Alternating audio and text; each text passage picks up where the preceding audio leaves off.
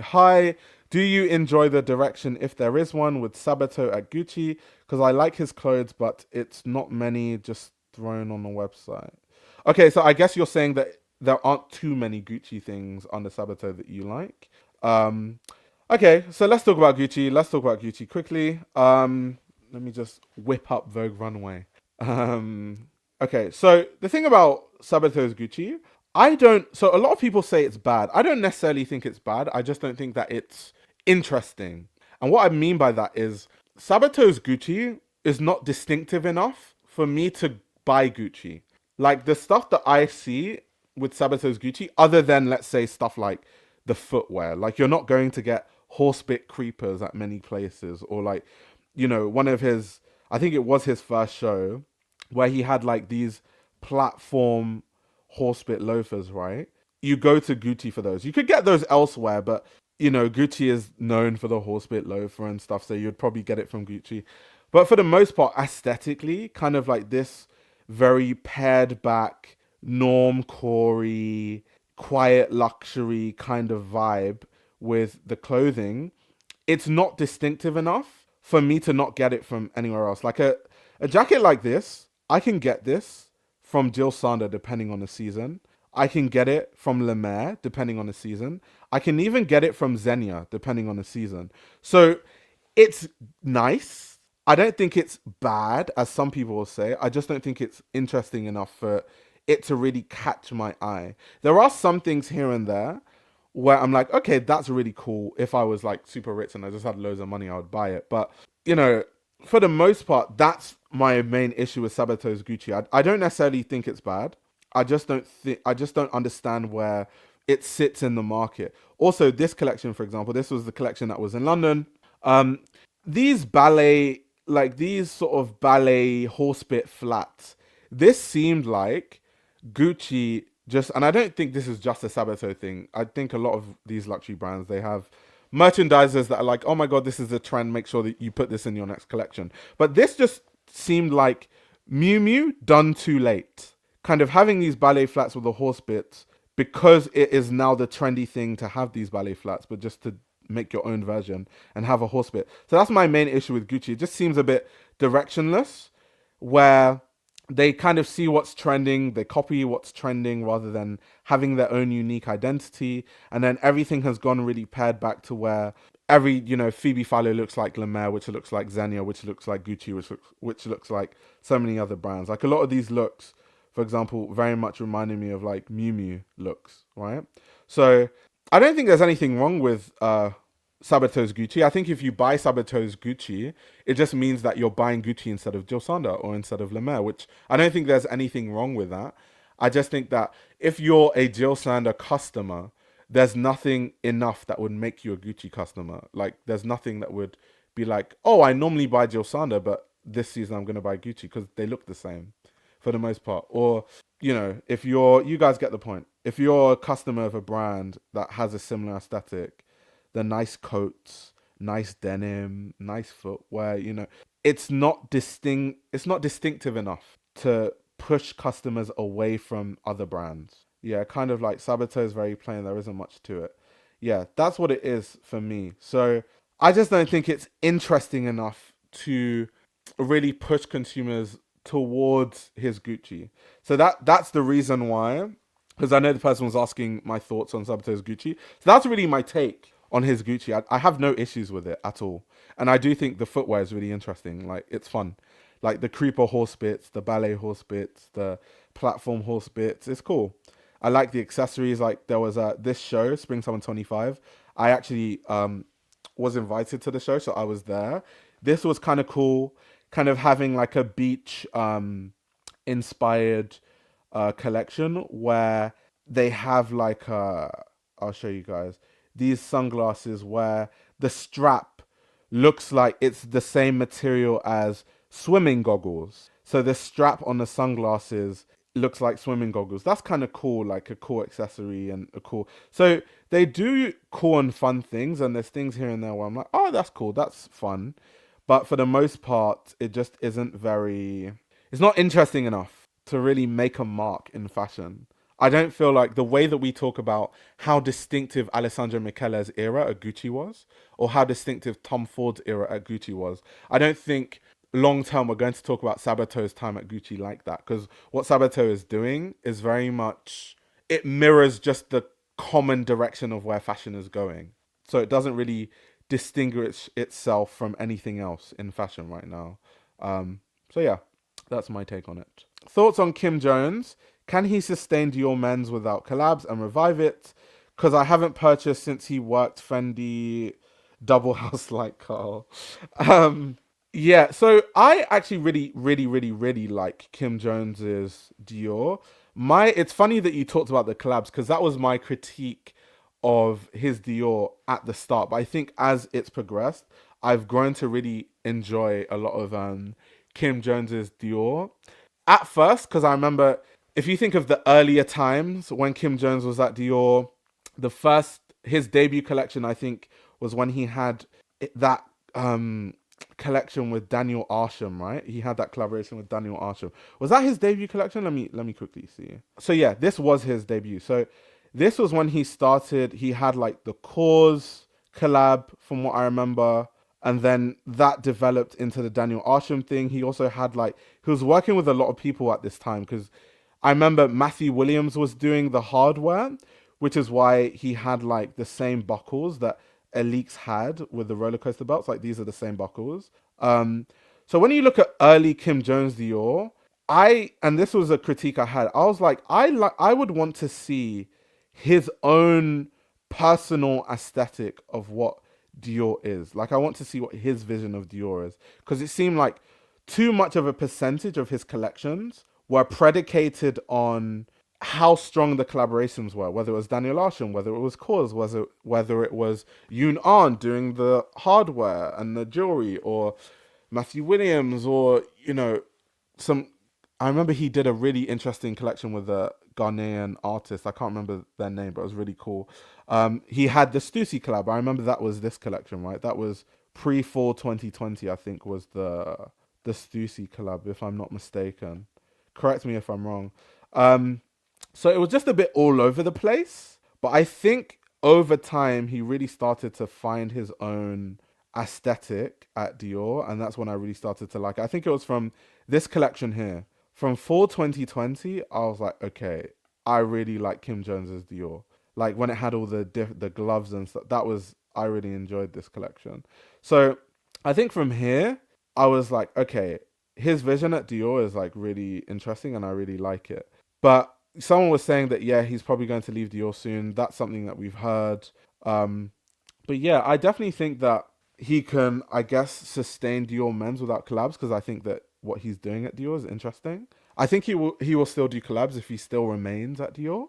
But I do think he can stand alone. His aesthetic can stand alone without relying on the collaborations, where, before it did seem like there was quite a strong reliance on a lot of collaborations. I don't think it's the same way right now, though.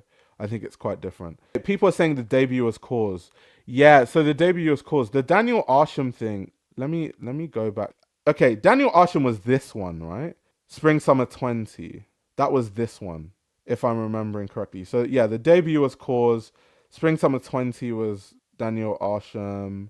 Yeah, exactly. You can even see from the set, this was Daniel Arsham with the decaying Dior sign and stuff. But I just remember the first few collections, literally, it was so strongly reliant on collaborations that I was like, does Kim Jones actually have his own aesthetic at Dior? Are we going to see like his own aesthetic, or are we just going to see collaborations all the time? And is he going to be too reliant on collaborations for the brand, right? Until it developed into like the Dior that I liked from him. Wait, Luke is saying he's leaving Dior Men early next year. Is it? Well, he's already left Fendi. So where would he? I mean, like leaving Fendi and then leaving Dior. Like where does that leave him? Like where would he go after that? Richie says I bought tons of the Stussy collab.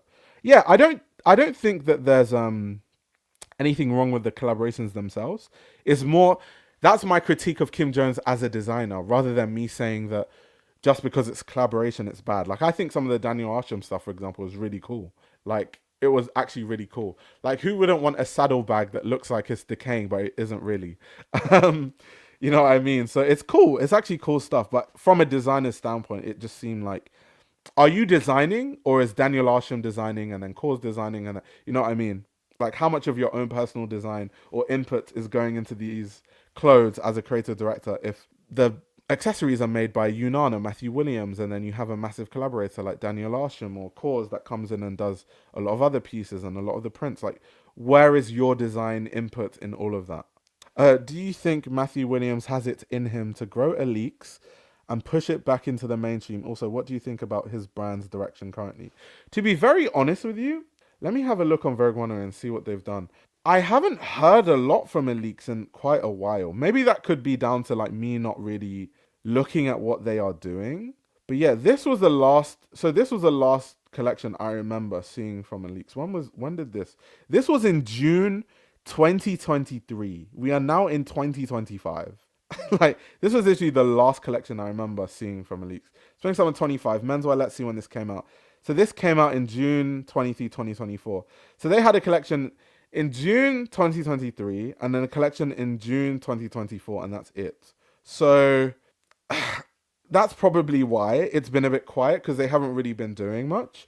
Am I a fan of Elix? 100%. I really love Elix. Whether it's like, I like the silhouette of tailoring that Matthew Williams was doing at Elix. I love the hardware. I love the accessories. I also love the collaborations with Moncler Genius a lot, which is why I found it really strange what he did at Givenchy, because I wasn't really a fan of Matthew Williams' time at Givenchy. It was really strange. But I'm a fan of Elix though, but not his Givenchy.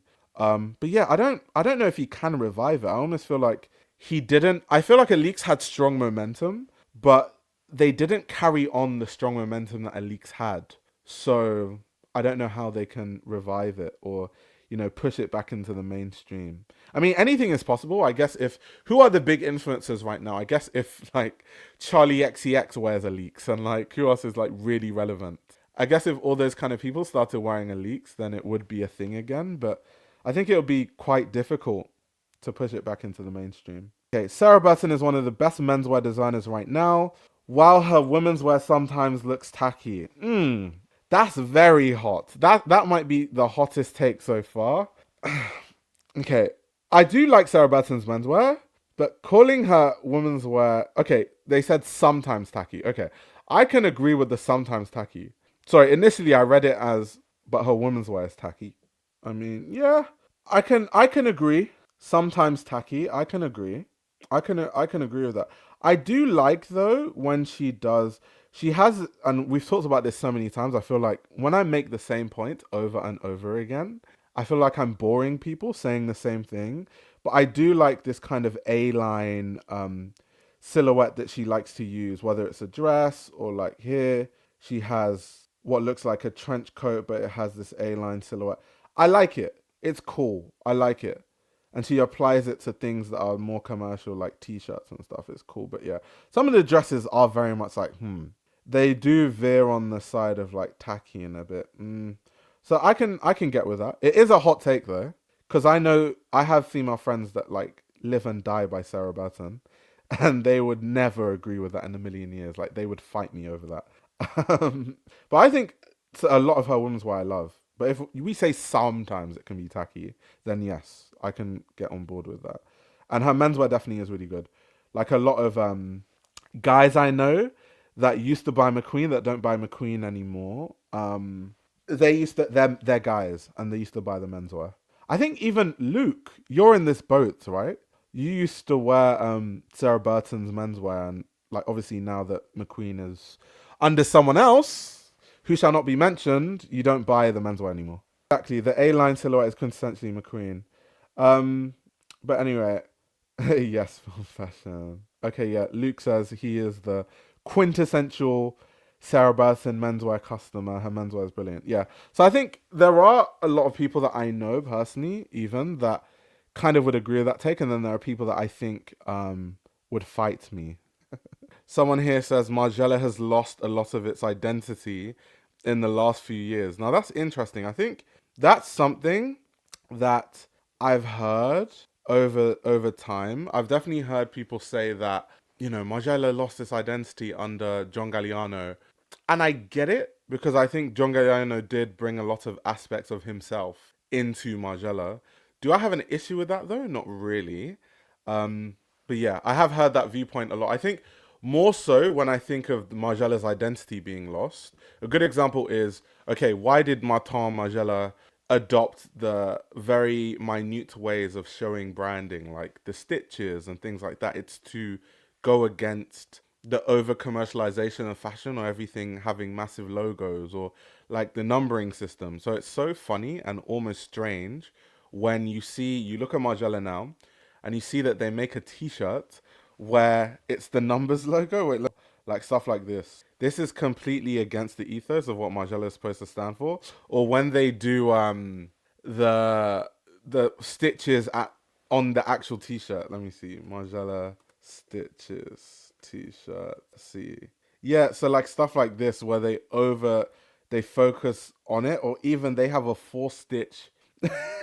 They put it on the front. That's even worse. So in terms of losing identity, even though I know that the viewpoint tends to be that John Galliano is the reason why, when I look at things like this, I'm like, it's more of a commercial thing. It's more of like OTB making, the ethos of Margiela just die down and just wither away, and it doesn't like, yeah, stuff like this is completely terrible and completely against what Martin Margiela would want to see himself, right? So in terms of this, I definitely agree. Margiela has been losing its identity, but I agree with it somewhat in terms of John Galliano, but I agree with it even more when it comes to just in general how commercialized Margiela is, and they're commercializing things that goes against the reasoning for what Martin himself did. Is really odd, really really odd. American fashion is in a coma, maybe even dead, and New York Fashion Week is the least exciting fashion week of the calendar. Okay, so American fashion in a coma? Mm, who are like the emerging American fashion designers, like Telfar and Luar, and like, let's say like Shane Oliver, like Anonymous Club, and like, do we count Tom Brown as like, well, I guess it counts as an American brand and all that sort of stuff. Okay, if I think about it, compared to Paris and Milan and like London, yes. I do think New York fashion is definitely the least interesting. I think, because we talked about this before, London Fashion Week is on its knees. Yeah, Marc Jacobs. London Fashion Week is on its knees, but in terms of talent-wise, I do think that talent-wise, London definitely produces more talent than, let's say, like New York, for sure. Like, if you think of designers from London that end up in Paris, like the Kiko Costadnos of the world, and the Grace Wells Bonners, and the Martine Roses, and like, I feel like London is constantly churning out talent. So even though London Fashion Week as a concept isn't really huge anymore, the talent coming from there is like crazy. So I guess now that I think about it, I just had to think about it for a while. American fashion in a coma. I guess so. I do think that New York Fashion Week is the least exciting fashion week, though. That's definitely true. In comparison, yeah. Like, yeah, Peter Doe also. Yeah, Willie, Travaria. Yeah, there's talent in New York, but it's just in comparison. Like, in the US, there is really good talent. Like the Peter Does and stuff. Yeah, it's just in comparison to like London, no chance. In comparison to Paris and Milan, no chance. So yeah, I can agree with that.